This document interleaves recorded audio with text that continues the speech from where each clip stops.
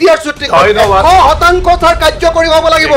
নহ'লে আকৌ ইয়াত কিন্তু অস্ত্ৰৰ জনজননী হ'ব ছাৰ সেইটো আমি নিবিচাৰোঁ ছাৰ এবছৰৰ ভিতৰতে বিটিআৰ চুক্তি 2020 চনৰ চুক্তিৰ 100% দফাসমূহ কাৰ্যকৰী কৰাৰ ব্যৱস্থা গ্ৰহণ কৰিব লাগে আমি ইয়াত প্ৰভোগ কৰিব অহা নাই ইয়াত আমি চেলিব্ৰেট কৰিব আহিছোঁ গতিকে এই কথাখিনি আপুনি গুৱাহাটীতো ক'ব পাৰিব বিটিআৰ বা যিকোনো 6 শিডিউল এৰিয়া কাৰ্বি আংলঙে হওক বা ডিমা হাছাওৰ আটাইতকৈ ডাঙৰ প্ৰব্লেমটো হ'ল যে যিটো পইচা আহে কেন্দ্ৰীয় চৰকাৰৰ পৰা অহা পইচাটো আকৌ ৰাজ্য চৰকাৰলৈ আহে ৰাজ্য চৰকাৰে কেইদিনমান তাতে উমনি দিয়ে তাৰপিছত আকৌ বহুদিনৰ মূৰতে এই আমাৰ বিটিআৰলৈ পঠিয়াই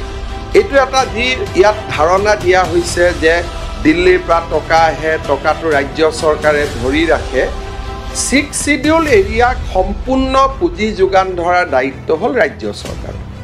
ইয়াত central government doesn't give a single rupees বিটিআৰৰ কাৰণে কৈছিলে যে বডোফা উপেন্দ্ৰনাথ ব্ৰহ্ম চেণ্ট্ৰেল ইউনিভাৰ্চিটি এট বৰমা এতিয়ালৈকে হোৱা নাই নেশ্যনেল স্পৰ্টছ ইউনিভাৰ্চিটি হোৱা নাই ছাৰ স্পৰ্টছ অথৰিটি অফ ইণ্ডিয়াৰ চেণ্টাৰ ওদালগুৰি বাক্সা আৰু চিৰাং কেৱল ওদালগুৰিটো হৈছে ছাৰ তাৰ বাহিৰে বাকীকেইটা হোৱা নাই sir institute of livelihood management Tangla সেইটো হোৱা নাই sir north east regional institute of medical science at Roumari এইটো হোৱা নাই ছাৰ যদি মই এটা এটাকে hotel and tourism management institute এটা এটাকে যদি ছাৰ কৈ দিওঁ তেতিয়াহ'লে দেখিবলৈ পাব যে বেছিভাগেই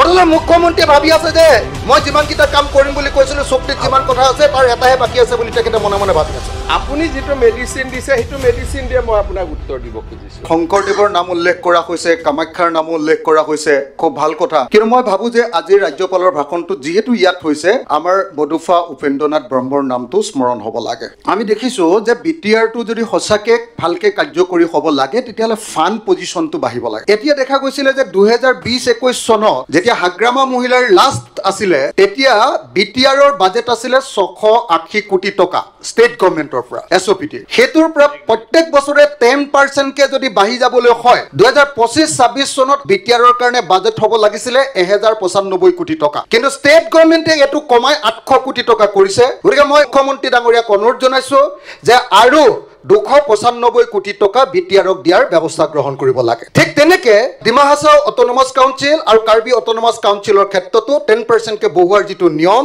সেই অনুসৰি ডিমা হাছাও অট'নমাছ কাউন্সিল আৰু কাৰ্বি অট'নমাছ কাউন্সিলকো ফাণ্ডটো এছঅ'পিডি বা ষ্টেটৰ পৰা দিয়া ফাণ্ডটো অলপ বঢ়াব লাগে এইটো দুৰ্ভাগ্যজনক কথা যে এবাৰ চেণ্ট্ৰেল গভৰ্ণমেণ্টৰ ফাণ্ডটো বিটিআৰৰ ক্ষেত্ৰত কমাই দিছে মই আশা কৰোঁ আমাৰ ষ্টেট গভৰ্ণমেণ্টে চেণ্ট্ৰেল গভৰ্ণমেণ্টক এইটো বঢ়াবৰ কাৰণে অনুৰোধ কৰিব বিটিআৰ চুক্তিখনত সৰ্বমুঠ চৰকাৰে কৈছিলে যে 79টা আমি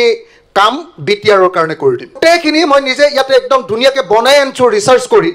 বিটিআৰৰ চুক্তিত 2020 চনত 27 জানুৱাৰীৰ তাৰিখৰ দিনাই যে 79টা কামৰ প্ৰতিশ্ৰুতি দিয়া হৈছিলে তাৰ কেৱল 24টা কামহে এতিয়ালৈকে কৰা হৈছে অৰ্থাৎ 30.37%হে কাম কৰা হৈছে আৰু বেছিভাগ কামেই এতিয়ালৈকে কৰা নাই মই ভাবোঁ যে অসম চুক্তিৰ নিচিনাকৈ আকৌ বিটিআৰ চুক্তি কাৰ্যকৰী কৰিব লাগে বুলি যাতে বড়ো মানুহে আন্দোলন কৰিবলগীয়া নহয় আকৌ যদি বড়ো মানুহে হাতত অস্ত্ৰ তুলিবলগীয়া নহয় তাৰ কাৰণে এবছৰৰ ভিতৰতে বিটিআৰ চুক্তি 2020 চনৰ চুক্তিৰ 100% দফাসমূহ কাৰ্যকৰী কৰাৰ ব্যৱস্থা গ্ৰহণ কৰিব লাগে ইয়াত আছিলে অল্টাৰেশ্যন অফ এৰিয়া বিটিএডিৰ অল্টাৰেশ্যন এৰিয়াত কৈছিলে যে inclusion of villages having majority tribal population কৈছিলে যে তেনেকুৱা গাঁও আছে মই জনামতে 1100খন এতিয়ালৈকে তেনেকুৱা ট্ৰাইবেল গাঁও ইয়াত অন্তৰ্ভুক্ত কৰিছে মাত্ৰ 60খন exclusion of villages having majority non tribal population যিবিলাক নন ট্ৰাইবেল পপুলেশ্যন যাত 51তকৈ কম ট্ৰাইবেল মানুহ আছে সেইবিলাকক বিটিআৰৰ পৰা কটাৰ কথা আছিলে তাৰ এখনো গাঁও এতিয়ালৈকে কটা নাই সেইটো কটাৰ ব্যৱস্থা কৰিব লাগে তাৰপাছত বিটিএডিৰ কনষ্টিটুৱেঞ্চি 40টাৰ পৰা 60টা কৰাৰ কথা আছিলে 125 যিটো এমেণ্ডমেণ্ট আছে তাত নিশ্চয় এইটো আহিব ইয়াৰ আগৰ আমাৰ ভাৰতৰ কেন্দ্ৰীয় চৰকাৰ লোকসভা আৰু ৰাজ্যসভাত যিটো 125 যিটো এমেণ্ডমেণ্ট বিল আছে তাত এইটো সংখ্যা বিটিআৰৰ কথাটো উল্লেখ নাই এইবাৰ নিশ্চয় সোমাব নেক্সট ছিজনত মই আশা কৰোঁ যে এই এমেণ্ডমেণ্টত 40টাৰ পৰা 60টা বিটিআৰৰ চিটটা কৰাৰ ব্যৱস্থা গ্ৰহণ কৰিব লাগে review of power and function of BTC তাত 90টা যিটো হেৰি দিয়াৰ কথা আছিলে সেইবিলাকো এতিয়ালৈকে কাৰ্যকৰী হোৱা নাই বিটিআৰ বা যিকোনো 6 শিডিউল এৰিয়া কাৰ্বি আংলঙে হওক বা ডিমা হাছাওৰ আটাইতকৈ ডাঙৰ প্ৰব্লেমটো হ'ল যে যিটো পইচা আহে কেন্দ্ৰীয় চৰকাৰৰ পৰা অহা পইচাটো আকৌ ৰাজ্য চৰকাৰলৈ আহে ৰাজ্য চৰকাৰে কেইদিনমান তাতে উমনি দিয়ে তাৰপিছত আকৌ বহুদিনৰ মূৰতে এই আমাৰ বিটিআৰলৈ পঠিয়াই দিয়ে বা কাৰ্বি আংলঙলৈ পঠিয়াই দিয়ে সেইটো ডাইৰেক্টলি দিবৰ কাৰণে 125ত যিটো সংশোধনী আনিব খোজা হৈছে সেই সংশোধনীটো বিসংগতিপূৰ্ণ এই কাৰণে যে ভাৰতৰ সংবিধানৰ আৰ্টিকল 275ত অট'নমাছ কাউন্সিল 6 শিডিউল এলেকাবিলাকৰ ফাণ্ডৰ কথাটো আছে কিন্তু 125ত আৰ্টিকল 280 সংশোধন কৰাৰ কথাহে কোৱা হৈছে 280 সংশোধন কৰাৰ কথা কৈছে এটো অকল আমাৰ ডিস্ট্ৰিক্ট কাউন্সিল আমাৰ পঞ্চায়তবিলাক ডিস্ট্ৰিক্ট পঞ্চায়তবিলাকৰ কাৰণে তেতিয়া বিটিআৰৰ মৰ্যাদা হ্ৰাস হ'ব বিটিআৰত আসলতে যি ক্ষমতা দিব খোজা কৈছে সেই ক্ষমতাটো নাইকিয়া হ'ব আৰু মই কেইটামান ইনষ্টিটিউচন বিটিআৰত কি হৈছে কি নহৈছে দুটা তিনিটা স্যাৰ আপোনাৰ নিজৰ জনগোষ্ঠীৰ কথা স্যাৰ মোক দুটা তিনিটা কথা ক'বলৈ দিয়ক আপুনি 1 মিনিটত শেষ কৰি দিও স্যাৰ মোক এটা কথা 1 মিনিটত শেষ কৰি দিও স্যাৰ সেন্ট্ৰেল গভৰ্ণমেণ্টে কৰিম বুলি কৈছিলে education and other important institution বিটিআৰৰ কাৰণে কৈছিলে যে বডোফা উপেন্দ্ৰনাথ ব্ৰহ্ম চেন্ট্ৰেল ইউনিভাৰ্চিটি এট বৰমা এতিয়ালৈকে হোৱা নাই নেশ্যনেল স্পৰ্টছ ইউনিভাৰ্চিটি হোৱা নাই স্যাৰ স্পৰ্টছ অথৰিটি অফ ইণ্ডিয়াৰ চেণ্টাৰ ওদালগুৰি বাক্সা আৰু চিৰাং কেৱল ওদালগুৰিটো হৈছে স্যাৰ তাৰ বাহিৰে বাকীকেইটা হোৱা নাই sir institute of livelihood management Tangla সেইটো হোৱা নাই sir north east regional institute of medical science at Roumari এইটো হোৱা নাই স্যাৰ যদি মই এটা এটাকে hotel and tourism management institute এটা এটাকে যদি স্যাৰ কৈ দিওঁ তেতিয়াহ'লে দেখিবলৈ পাব যে বেছিভাগেই অথবা মুখ্যমন্ত্ৰীয়ে ভাবি আছে যে মই যিমানকেইটা কাম কৰিম বুলি কৈছিলোঁ চুক্তিত যিমান কথা আছে তাৰ এটাহে বাকী আছে বুলি তেখেতে মনে মনে ভাবি আছে লগতে মই কথা পাতোঁতে এইটো কৈছোঁ গতিকে ছাৰ বিটিআৰ চুক্তি 100% ছাৰ কাৰ্যকৰী হ'ব লাগিব নহ'লে আকৌ ইয়াত কিন্তু অস্ত্ৰৰ জনজননী হ'ব ছাৰ সেইটো আমি নিবিচাৰোঁ ছাৰ সেইকাৰণে 100% ছাৰ 100% ছাৰ ইয়াত না তাৰ কাৰণে আলোচনা কৰিছে আপোনাৰ সাজেশন সেইকাৰণে 100% আপোনাৰ সাজেশনটো দিয়ক কৰিব লাগে ছাৰ পুৰা অশান্তি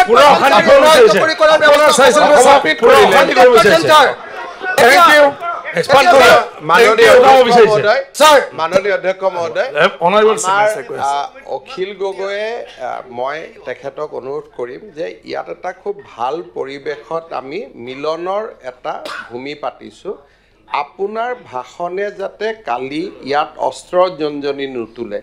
আমি ইয়াত প্ৰভোগ কৰিব অহা নাই ইয়াত আমি চেলিব্ৰেট কৰিব আহিছোঁ গতিকে এই কথাখিনি আপুনি গুৱাহাটীতো ক'ব পাৰিব কিন্তু মই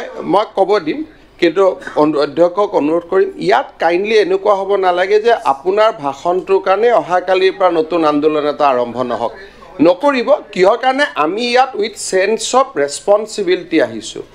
অসমৰ মানুহৰ আশা আকাংক্ষাৰ ইয়াত প্ৰতীক লৈ আহিছোঁ সেইকাৰণে let us talk positive things today critical things আমি গুৱাহাটীত গৈ পাতিব পাৰিম আজি ইয়াত যিসকল মানুহে আশা আৰু আকাংক্ষা লৈ বহি আছে তেওঁলোকে যদি কালি শুনি পাই একোৱেই হোৱা নাই একৰ্ডখন মানুহখিনি অহাকালিৰ পৰা আন্দোলন হৈ যাব হোৱা নাই এই কথাটো কোকৰাঝাৰত নকৈ মই কি হৈছে কি হোৱা নাই আপোনাক মই উত্তৰত ক'ম কিন্তু আপুনি যিখিনি পজিটিভ আছে কওক আজি নেগেটিভখিনি আমি গুৱাহাটীত গৈ পাতিব পাৰিম মই দুটা তিনিটা পজিটিভ কথা ক'বলগীয়া আছে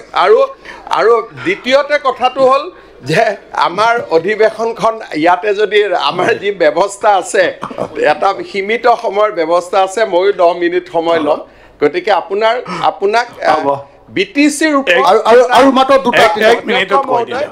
আমাৰ পাৰ্টিৰ ফালৰ পৰা আমি 10 মিনিট সময় অখিল গগৈ ডাঙৰীয়াক এৰি দিম গুৱাহাটীত তেওঁ বিটিআৰ চুক্তিৰ ওপৰত দীঘলীয়াকৈ ক'ব পাৰিব ঠিক আছে থেংক ইউ এতিয়া মই কৈ দিব আপুনি অধ্যক্ষ ডাঙৰীয়া মই শেষ কৰি ল'ব দিয়ক ছাৰ শেষ কৰি ল'ব দিয়ক ছাৰ হ'ব ঠিক আছে এটা এক্সপান্ড কৰিব হ'ব ঠিক আছে হ'ব এইটো এক্সপান্ড কৰিম হয় এতিয়া আসলতে আমি আসলতে এতিয়া 6 শিডিউল সম্পৰ্কে আলোচনা কৰোঁতে এইটো জনা দৰকাৰ যে 6 শিডিউল কি 6 শিডিউল হ'ল মিনি কনষ্টিটিউশ্যন ছাৰ 6 শিডিউল হ'ল মিনি কনষ্টিটিউশ্যন ইয়াত এইখন কিতাপত ছাৰ এইখন কিতাপে 6 শিডিউলৰ ওপৰত আটাইতকৈ ভাল কিতাপ ছাৰ জাষ্টিছ BL খানচাৰিয়াই কৈছে সুপ্ৰিম কোৰ্টৰ চিফ জাষ্টিছ তেখেতে কৈছে 6 শিডিউল হ'ল মিনি কনষ্টিটিউশ্যন আৰু চিফ জাষ্টিছ হিদায়তুল্লাই কৈছে যে চিফ শিডিউল হ'ল কনষ্টিটিউশ্যন উইদিন কনষ্টিটিউশ্যন গতিকে আমি এই চেঞ্জটো বুজি পোৱা দৰকাৰ যে ভাৰতৰ সংবিধানে যেনেকৈ 370 অনুচ্ছেদ দিছিলে তাতকৈ গুৰুত্বপূৰ্ণ আমাক অনুচ্ছেদ দিছে 6 শিডিউল গতিকে এই 6 শিডিউল আমাৰ ষ্টেট উইদিন ষ্টেট আৰু সেইকাৰণে বিয়ণ্ড 6 শিডিউলৰ কথাটো যে মনোৰঞ্জন তালুকদাৰ ডাঙৰীয়াই কৈছে যদি বিয়ণ্ড 6 শিডিউলৰ কথা ক'ব লাগে তেতিয়া হ'লে আমাৰ কাৰ্বি আংলং উত্তৰ কাছাৰ আৰু বিটিআদিক আমি ভাৰতৰ সংবিধানৰ 244A এৰ অধীনত আমি 244 এৰ অধীনত স্যাৰ আমাৰ প্ৰকৃত যেটো স্বাৰ্থ এখন সেই স্বাৰ্থ এখন ষ্টেট উইদিন ষ্টেটৰ ব্যৱস্থা কৰিব লাগিব স্যাৰ ঠিক আছে এটো হ'ল যদি হসকে বহু সমস্যাৰ স্থায়ী সমাধান লাগে তেতিয়া হ'লে মই এটাই কথা এটা বাক্য স্যাৰ ক'ব পাৰো নে এটা বাক্য কওক 1967 চনত ইন্দিৰা গান্ধীয়ে তেতিয়াই ভাৰতক ফেডাৰেল ভিত্তিত পুনৰ্গঠন কৰিবৰ কাৰণে আৰু পাহাৰীয়া অঞ্চলবিলাকত অসমৰ প্লেইনছ এৰিয়া নিচিনাকৈ সমান মন্ত্ৰীসভা তৈয়াৰ কৰিবৰ কাৰণে সিদ্ধান্ত লৈছিলে ঠিক আছে আসলতে যদি এই জাতি সমস্যাৰ সমাধান কৰিব লাগে তেতিয়া হলে বিটিআৰ কাৰ্বি আংলং আৰু ডিমা হাছাওটো আমাৰ দিছপুৰৰ নিচিনা একেই মন্ত্ৰীসভা গঠন একেই ক্ষমতাৰ মন্ত্ৰীসভা গঠন কৰাটোতে একমাত্ৰ সমাধান লুকাই আছে স্যাৰ এই দিশটোলৈ আমি আগবাঢ়ি যাব লাগিব আৰু তেওঁলোকক প্ৰকৃত অৰ্থত ষ্টেট উইদিন ষ্টেট স্যাৰ এটো দিয়াৰ ব্যৱস্থা গ্ৰহণ কৰিব লাগিব বা কনষ্টিটিউচন উইদিন কনষ্টিটিউচন দিয়াৰ ব্যৱস্থা হ'ব আমি মহোদয় ইয়াৰ আগতেও অসমখন বহুকেইটা ভাগ হৈছে বেলেগ সাপাৰ্টিছৰ কেইবাটাও হৈছে নাই কাৰণে অনলি 6 শিডিউলটো আমি কেনেকৈ ইম্পৰ্টমেন্ট কৰিব পাৰো ডিভাইডেড আছাম 50-50 পৰা আজি এটা অৱস্থালৈকে আহি পাইছে এই কাৰণে বেছি ইটো লাইট কৈ থাকিব নালাগে আমি হেতু ৰাস্তালৈ গতি কৰো তেতিয়া অসমখন অহাত হ'ব নাই নাই 244 ডিভাইড আছাম 50-50 নহয় কাৰণ ক'ব বিচাৰিম 244 ডিভাইড আছাম 50-50 নহয় স্যাৰ ইনিশিয়েটিভ 244 এখন আবো অখিল গগৈ ডাঙৰীয়া অপস্য খেলা আমাৰ অসমৰ ভিতৰতে ক্ষমতা স্যাৰ আমি নোৱাৰিলে অসমৰ ভিতৰতে ক্ষমতা স্যাৰ জনজাতীয়সকলৰ এই অধিকাৰ আমি কোনেও খৰ্ব কৰিব নোৱাৰো জনজাতীয়সকলৰ এই ক্ষমতা আমি কোনেও খৰ্ব কৰিব নোৱাৰো জনজাতীয়সকলৰ 244 অনাৰেবল মেম্বাৰ হ'ব ষ্টেট উইথিন দ্য ষ্টেট হৈছে আপোনালোকৰ কথাখিনি ৰাখিলে অখিল গগৈ ডাঙৰীয়াই গোটেইটো অসমৰ আগন্তুক বিধানসভা নিৰ্বাচনক লক্ষ্য কৰি তেওঁ প্লিজ অল ভাষণ এটা দিব চেষ্টা কৰি আছে কথাটো হ'ল একেজন ব্যক্তিয়ে যেতিয়া আমি অৰুণাচল আৰু নাগালেণ্ডৰ লগত সীমা সমস্যা সমাধান কৰিব খুজিছিলোঁ তেতিয়া আপোনাৰ বক্তব্যবিলাক বিধানসভাত কি আছিলে আপুনি ভৱিষ্যতে মনত পেলাব গতিকে একেজনে ব্যক্তি যিজন ব্যক্তিয়ে এখন গাঁও অৰুণাচলক এৰি দিব নোখোজে এখন গাঁও নাগালেণ্ডক এৰি দিব নোখোজে সেইজন কথাবিলাক আচলতে কিমান প্ৰাসংগিক সেইটো ইলেকশ্যন বাদ দিলে গম পোৱা যাব গতিকে আপুনি ইলেকশ্যনৰ কাৰণে কৰি আছে আমি সমাজ নিৰ্মাণৰ কাৰণে কৰি আছোঁ মাননীয় অধ্যক্ষ মহোদয় দুই এটা কথা ইন্দিৰা গান্ধী ডাঙৰীয়ানীয়ে যেতিয়া ফেডাৰেল ষ্টেটৰ কথা কৈছিলে তেতিয়া তেওঁ বিচাৰিছিল যে উত্তৰ পূবখন দ্বিখণ্ডিত হ'ব নালাগে that proposal was prior to the creation of Meghalaya যেতিয়া মেঘালয়ৰ মানুহে ক'লে যে আমি ফেডাৰেল ষ্টেট নামানো আমাক নতুন ৰাজ্যই লাগিব তেতিয়া ইন্দিৰা গান্ধীয়ে সেই যেটো প্ৰস্তাৱ আছিল তাক তেওঁ সামৰণি মাৰি নাগালেণ্ড মেঘালয় এই গোটেই ৰাজ্যবোৰ ভগাই দি ইছুটো সীমানতে সামৰণি পৰি গ'ল তাক আৰু যে সেই কথাটো যদি আজিৰ পৰা 72 চনৰ আগতে আমিবিলাক যদি থাকিলোহেঁতেন আমি হয়তো নাগালেণ্ড মেঘালয় অৰুণাচলক ক'লোহেঁতেন আপোনালোকে ছেপাৰেট ষ্টেট নল'ব ইন্দিৰা গান্ধীয়ে ডাঙৰীয়ানীয়ে কৰি দিয়াৰ দৰে ফেডাৰেল ব্যৱস্থাটো কৰক সেই পৰ্যায়টো পাৰ হৈ গ'ল এতিয়া আমি কেইটামান আমাৰ ৰং কনচেপশ্যন প্ৰথম মই দূৰ কৰিছোঁ যে 6 শিডিউল এৰিয়াত চেণ্ট্ৰেল গভৰ্ণমেণ্টে কোনো টকা পইচা নপঠায় এইটো এটা যি ইয়াত ধাৰণা দিয়া হৈছে যে দিল্লীৰ পৰা টকা আহে টকাটো ৰাজ্য চৰকাৰে ধৰি ৰাখে 6 শিডিউল এৰিয়াক সম্পূৰ্ণ পুঁজি যোগান ধৰাৰ দায়িত্ব হ'ল ৰাজ্য চৰকাৰৰ ইয়াত central government doesn't give a single rupees গতিকে এই কথাটো আমাৰ মানুহৰ মাজত কিছুমান ভুল ধাৰণা যে দিল্লীয়ে টকা দিয়ে দিছপুৰে টকাটো ধৰি ৰাখে যেতিয়া আমি তথ্যৰ ভিত্তিত বক্তব্য নিদিওঁ সাধাৰণ জনজাতীয় লোকসকলৰ মনত ধাৰণা হ'ব যে দিছপুৰত কিবা এটা ৰাজনীতি কৰা হয় this is a transparent government আৰু আপোনাক মই তথ্য সহকাৰে ইয়াত ক'ব খুজিছোঁ মুখ্যমন্ত্ৰী আসনৰ পৰা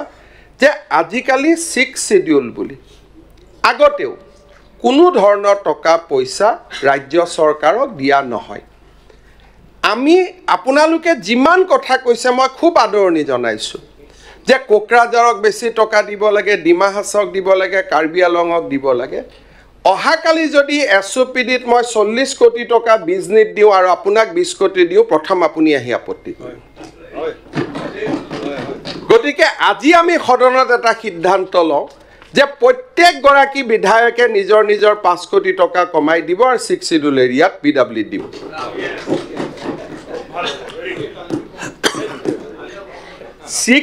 ৰাজনীতি কৰা টান সহজ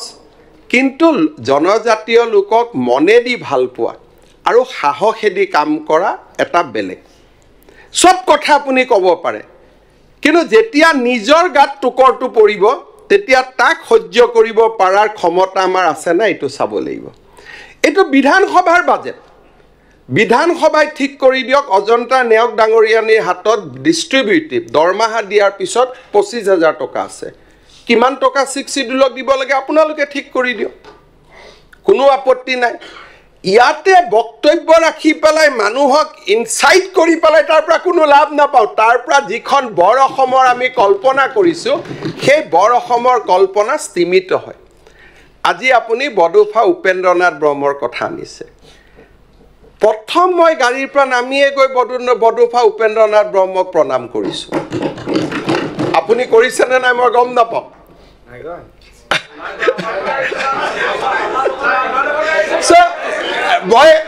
মাননীয় অধ্যক্ষ মই আপোনাক অভিযোগ দিয়া নাই মানুহৰ অন্তৰত এটা বেলেগ ধৰণৰ প্ৰথম যেতিয়া মোৰ ইয়াত কাৰ্যসূচী নাছিলে প্ৰমোদ বড়ো ডাঙৰীয়া মই আহিছোঁ প্ৰথম মই কৈছোঁ যে কাৰ্যসূচী আৰম্ভ হোৱাৰ আগতে মই উপেন্দ্ৰনাথ ব্ৰহ্মৰ প্ৰতিমূৰ্তিত যাম তাৰ পিছতহে মই বিধানসভালৈ যাম এই যে ইয়াক কোনো কাৰ্যসূচী নাই কিন্তু বডুফা উপেন্দ্ৰনাথ ব্ৰহ্মৰ জন্মদিনটো সমগ্ৰ অসমতে আজি আমি অসম চৰকাৰে ছাত্ৰ দিৱস হিচাপে পালন কৰাৰ সিদ্ধান্ত লৈছোঁ 31 মাৰ্চ আপুনি বডুফাৰ জন্মত আপুনি বুলি কোৱাটো বেয়া হৈছে অধ্যক্ষ মহোদয় সন্মানীয় বিধায়কে বডুফা উপেন্দ্ৰনাথ ব্ৰহ্মৰ জন্মদিনটোত আছে নাই মই নাজানো কেতিয়াও মই টুইট কৰা দেখা নাই বহি এটা আপুনি যিহেতু ইয়াতে প্ৰভোকেটিভ কথা কৈছে আপুনি যেটো মেডিসিন দিছে হেতু মেডিসিন দিয়ে মই আপোনাক উত্তৰ দিব খুজিছো তে 31 মাৰ্চ তাৰিখে বডুফা উপেন্দ্ৰনাথ ব্ৰহ্মৰ জন্মদিন সৰকাৰৰ ক্যালেন্ডাৰত আছে যে অসম চৰকাৰে ছাত্ৰ দিৱস হিচাপে পালন কৰে অখিল গগৈ ডাঙৰীয়াৰ টুইটাৰৰ টাইমলাইন মই চাই আহিছো কোনো এটা 31 মাৰ্চতে তেখেতে উপেন্দ্ৰনাথ ব্ৰহ্মৰ প্ৰতি শ্ৰদ্ধাঞ্জলি জনোৱা নাই মাননীয় অধ্যক্ষ মহোদয় বড়ো চুক্তিৰ তেখেতে যদি পঢ়ে যিখিনি আঁচনি নাম তেখেতে গাই দিলে তাত কি লিখা আছে দিস ইজ এ ইলাস্ট্রেটিভ লিস্ট এখন হুসাংক নাও it is up to the Bodo leaders within the allocation of 1500 crores কোন কেটা স্কিম তেওঁলোকে লয় আপুনি জানি ভাল পাব যে অসম চৰকাৰৰ ভাগত আছিলে 750 কোটি টকা আৰু অসম চৰকাৰে 750 কোটি টকা পাহৰি অকল তামুলপুৰত মেডিকেল কলেজ বনাবৰ কাৰণে 8 কোটি টকা খৰচ কৰিছে এতিয়া আপুনি মানুহক কলে যে গাঁও বাদ দিয়ক গাঁও সোমাই দিয়ক বডোলেণ্ড যদি এই ধৰণে চলে আজি যদি আপুনি কৈছে মাত্ৰ 60খন গাঁও সোমোৱালো 60খন গাঁও সোমোৱা সহজ নাছিলে আজি চতিয়াৰ বিধায়ক পদ্ম হাজৰিকা ইয়াত নাই বিশ্বনাথৰ বিধায়ক প্ৰমোদ বৰঠাকুৰ আছে এখন গাঁও সোমাব পাৰি নেকি চেষ্টা কৰক বিহালীত মই কোনো পলিটিক্যাল নধৰিব বিহালীৰ নিৰ্বাচনত সমগ্ৰ ইলেকশ্যনত কংগ্ৰেছ দলৰ কেম্পেইনৰ মূল কাৰণটোৱে আছিল যে অসম চৰকাৰে কেনেকৈ গাঁওবিলাকক বিটিআৰক দি দিলে that was their main campaign Piyush Hazarika ডাঙৰীয়া আছে I have to give reply one after reply I took the greatest challenge of my political life এখন গাঁও বিটিআৰত সোমোৱাৰ ইমপ্লিকেশনটো আমি বুজি পাব লাগিব সেই গাঁওখন যেতিয়া বিটিআৰত সোমাব তাত বাস কৰা অজনজাতীয় মানুহৰ অধিকাৰত 50% অধিকাৰ তেওঁলোকৰ কম্প্ৰমাইজ হৈ যায় কাৰণ বিটিআৰ মানে 6 শিডিউল ইলেকশ্যন উঠিব নোৱাৰে পঞ্চায়ত ইলেকশ্যন খেলিব নোৱাৰিব মাটি তেওঁলোকৰ আগৰ অধিকাৰবিলাক হেৰাই যাব not a easy job 11খন গাঁও সোমাব বুলি তাত শব্দটোৱে নাই আপুনি ক'ৰ পৰা 11খন গাঁৱৰ শব্দটো পালে তাত লিখা আছে যে through discussion exclusion and inclusion হ'ব through a commission is working every month every day consensus কৰি আমি সোমোৱাই আছো আৰু এখন গাঁও বিটিআৰৰ পৰা আমি উলিয়াব পাৰিম নেকি আজি এখন গাঁও বিটিআৰৰ পৰা উলিয়াই দিয়াৰ আগতে মোক আপসু আৰু বড়ো জাতীয় সংগঠনখিনিয়ে মোক স্বীকৃতি দিব লাগিব যে আপুনি উলাওক গাঁও তো ইমান বিটিআৰ ইমান ইজি জাগা 85 চনৰ পৰা অসমৰ কোনো মুখ্যমন্ত্ৰী বিটিআৰত ৰাতি থাকি পোৱা নাই আজি আপোনালোকে ইয়াত আহিছে এই গুটেই আৰত আপসু ইউপিপিএল বিপিএফ এই ৰাজনৈতিক সংগঠনখিনিৰ উপৰিও নৰেন্দ্ৰ মোদী অমিত শাহ ডাঙৰীয়াৰ অদম্য ইয়াৰ বেকগ্ৰাউণ্ডৰ কাৰণে আজি আমি ইয়াত বহিব পাৰিছো আজি ইয়াত বহি আমি যিখিনি কথা পাতিছো আপোনালোকে ডেটা চাওক অসমৰ মুখ্যমন্ত্ৰী প্ৰফুল্ল কুমাৰ মহন্ত এটা দিনো বিটিআৰত ৰাতি থাকি পোৱা নাই থকাৰ পৰিৱেশ নাছিল অসমৰ মুখ্যমন্ত্ৰী তৰুণ গগৈ ডাঙৰীয়া 15 বছৰত ডাঙৰ কথা আজি কিছুমানে ক'ব খুজিব এটা দিনো বিটিআৰত ৰাতি থাকি পোৱা নাই আৰু মই এইখিনিও যোগ দিম যে সৰ্বানন্দ সোণোৱাল ডাঙৰীয়াৰ দিনতো তেখেতো বিটিআৰত এদিনো নিশা কটাব পৰা নাছিল These are facts of life. Bimala Prasad Soliha বিটিআৰত আহোতে তেওঁৰ ভ্ৰমণৰ বিপক্ষেও বন্ধ ঘোষণা কৰা হৈছে আজি যত আমি থিয় হৈ আছো যথেষ্ট কথা কবৰ কাৰণে ইয়াত আহি প্ৰভোগ কৰিবৰ কাৰণে বহুত ভাল আজি দিনটো অসমৰ ইতিহাসৰ আটাইতকৈ যুগান্তকাৰী দিন We are not realizing the impact. Bidhan Sabhakhon yat ani pelai ami aru olop provok kori thoi jao সেই কাৰণে আমি ইয়াত অহা নাই যিখন স্থানৰ পৰা এদিন অসমক বিভাজন কৰাৰ বাবে প্ৰচণ্ড আন্দোলন হৈছিল শ হাজাৰ মানুহে প্ৰাণ বলিদান দিছিল সেই স্থানত আজি অসমৰ একতাৰ প্ৰতীক অসম বিধানসভা ইয়াত আহি মিলিত হৈছে